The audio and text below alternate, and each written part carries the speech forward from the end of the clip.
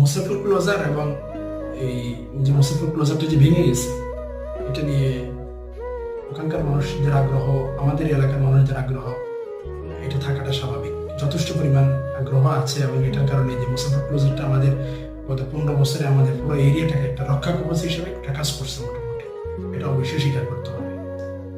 পাশাপাশি যে এখানে সোনাগাজী এবং কোম্পানিগঞ্জের যে ব্রিজটা, এই ব্রিজটা যে ভেঙে যাচ্ছে, পশ্চিম পাশ থেকে শুরু হয়েছে এটা ভাঙা, তো এটা নিয়ে লোকজনের যথেষ্ট আগ্রহ আছে এবং মানুষজনের যথেষ্ট আন্তরিকতা রয়েছে, সেটা অবশ্যই প্রশংসাযোগ্য একটা কাজ।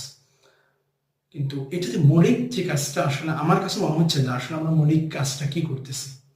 মৌলিক কাজটাও তো দেখতে পারেন যে এটা যথাযথ কর্তৃপক্ষের কাছে পৌঁছেছে কিনা, ওটা পৌঁছানোর জন্য সর্বোচ্চ চেষ্টা চালানো হচ্ছে।